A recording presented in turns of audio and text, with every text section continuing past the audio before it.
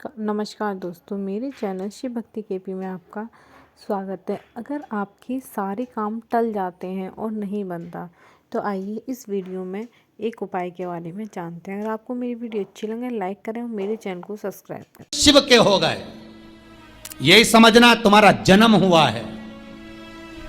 अभी तक तुमने जो जिंदगी निकाली वो व्यर्थ चली गई, और आज जब से तुमने शिव महापुराण की कथा सुनना प्रारंभ किया, समझ लेना तुम शंकर की गोद में बैठ गए, तुम्हारा नूतन जन्म हो गया। अब वो जाने, वो जन्म दे रहा है, मृत्यु दे रहा है, क्या कह रहा है, क्या कर देगा, पर जान है तो जहान है।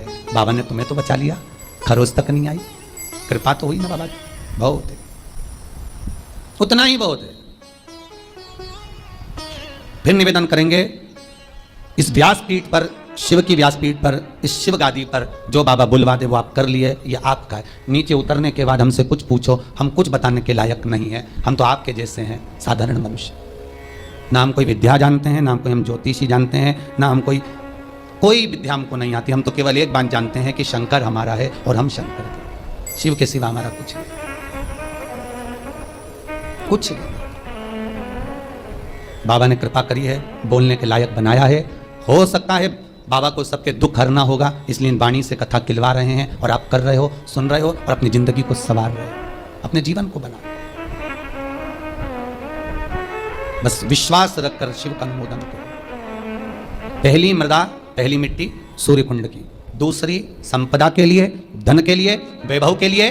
स्कंद पुराण कहती है जहां गौ माता बनती हो, बच्चे को जन्म देती हो, उस स्थान की मिट्टी। तीसरा महाराज गोपी भूमि की मिट्टी, तीसरी मिट्टी है गोपी भूमि। कहां पर है गोपी भूमि? तो कहा जिस भूमि पर गोपियां भगवान की याद में रोई, और इतना रोई कि उस जगह की मिट्टी चंदन हो गई। जहां पर गोपियां रोई और उस जगह की मिट्टी चंदन हो गई, वो गोपी भूमि सौराष्ट्र, गुजरात, द्वारका जी से 12 किलोमीटर की दूरी पर भेट द्वारका जाते समय बीच में पड़ता है गोपी तालाब, गोपी भूमि। आप लोग गए होंगे, कई लोगों ने दर्शन करा होगा। गोपी तालाब, गोपी भूमि, जहां की मिट्टी को लोग लेकर आते हैं, गोपी चंदन बनाते हैं, सिर पे लगाते हैं। गोपी चंदन बस वहीं की मिट्टी से बनता है। तीसरी मृदा गोपी भूमि, जिस भूमि पर गोपियां भगवान से मिलने के लिए गई थी, और इंतजार करते करते कब द्वारका नाथ आएंगे, कब द्वारकाधीश हमें दिखेंगे, कब ठाकुर हमें दिखेगा। उस भूमि पर ठाकुर का इंतजार करती है। जब भगवान कृष्ण नहीं आए तब उन गोपियों ने शिव को बुलाया, इसलिए गोपी तालाब के पास में शंकर का मंदिर है,